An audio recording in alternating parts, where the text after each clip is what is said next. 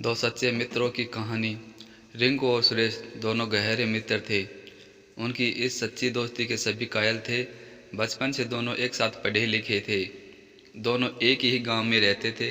रिंकू, जिसके पिता व्यापारी थे, उनके पास खूब पैसा था, इसलिए रिंकू धन दौलत से अमीर था। जबकि सुरेश, जिसके पेरेंट्स एक गरीब किसान थे, दिन रात सुरेश के माता पिता अपने खेतों में मेहनत करते थे, जिसके कारण उनका गुजारा हो पाता था। वे किसी तरह भी अपने बेटे सुरेश को पढ़ा लिखा रहे थे।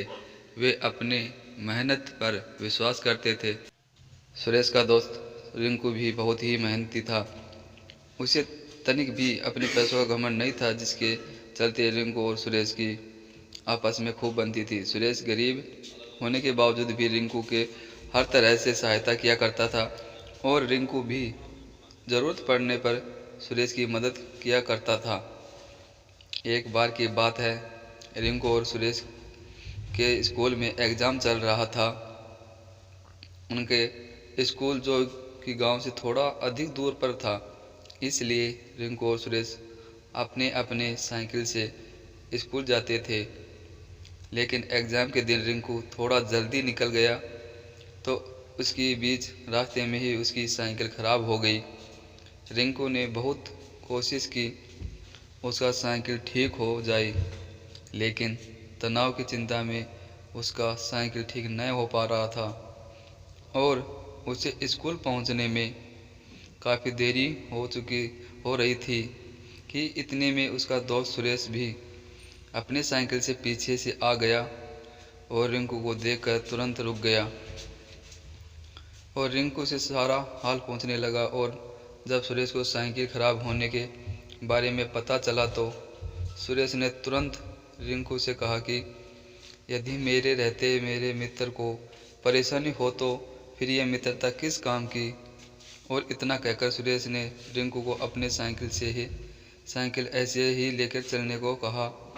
और जब दोनों मित्रों को कुछ आगे चलने पर नज़दीक गांव में सुरेश ने उसका साइकिल रखाव दिया और फिर दोनों एक ही साइकिल पर एग्ज़ाम देने गए। इसके बाद तो रिंकू ने सुरेश से कहा कि मित्र, अगर तुम आज न होते तो मेरा एग्ज़ाम छूट जाता। इसके बाद रिंकू ने निश्चय किया वह सुरेश की दोस्ती को कभी नहीं भुलाएगा और वक्त पड़ने पर सुरेश के ज़रूर काम आएगा। इस दिन के बाद से रिंकू और सुरेश की मित्रता और गहरी हो गई। समय बीतता गया। रिंकू और सुरेश अब बड़े हो गए थे और रिंकू अपने पिता के साथ शहर में अपने बिजनेस के सिलसिले में रहने लगा और उधर सुरेश के पैसे की कमी के कारण आगे की पढ़ाई न कर सका और अपने पिताजी के साथ अपने खेतों में व्यस्त हो गया, जिसके कारण दोनों मित्रों का मिलना बहुत कम हो गया। लेकिन दोनों एक दूसरे को कभी नहीं भूले। एक बार की बात है, सुरेश के पिताजी जो कि आपकी काफ़ी एज के हो चुके थे और दिन पर दिन उनका हेल्थ गिरता जा रहा था, तो गांव के डॉक्टर ने एडवाइस दिया कि वह शहर में जाकर अपने पिताजी का इलाज कराए। लेकिन सुरेश, जो कि हमेशा आर्थिक तंगी से परेशान रहता, अब पिताजी की बीमारी से उसे और चिंता होने लगी कि वह इतने सारे पैसे कहाँ से लाएगा और शहर में कहाँ इलाज कराएगा।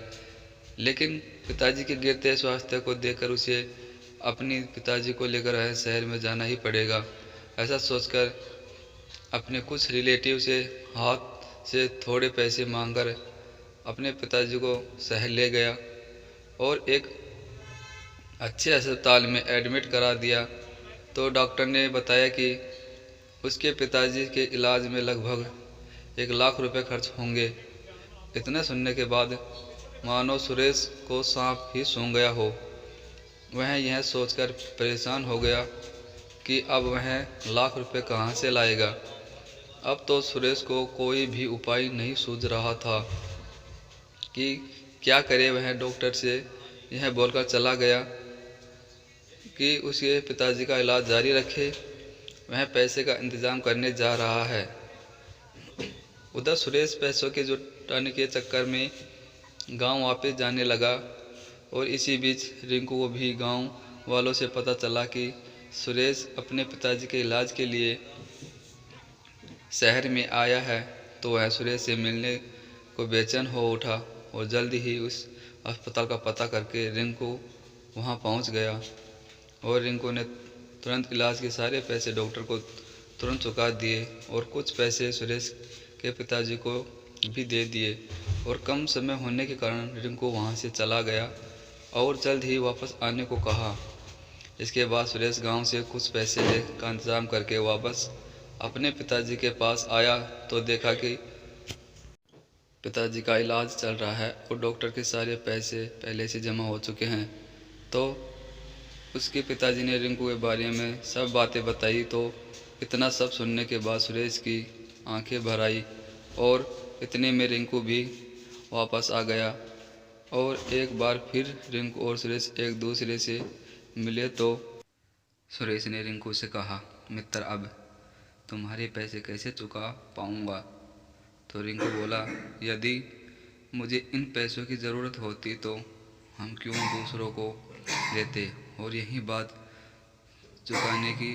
तो मित्र अगर आज मैं इस अच्छी स्थिति में हूँ तो तुम्हारे कारण ही हूँ, क्योंकि अगर तुम उस दिन स्कूल के समय अगर नहीं मदद किए होते या कोई भी नहीं सहायता किया होता तो मैं नकारात्मक सोच में चला जाता और शायद आज यहाँ न होता।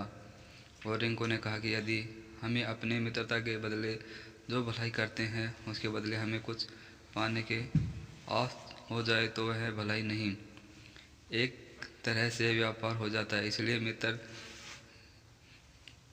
मेरे मित्र, जहाँ मित्रता में निस्वार्थ भावना होती है वही तो सच्ची मित्रता होती है। और इस प्रकार रिंकू और सुरेश ने एक बार फिर अपनी सच्ची दोस्ती को सही तरीके से निभा दिए। तो दोस्तों कैसी लगी आपको ये वीडियो? अगर वीडियो अच्छी लगे तो वीडियो को लाइक शेयर कर देना और चैनल को सब्सक्राइब करके बेल आइकन को प्रेस करके ओके बटन पर क्लिक कर देना।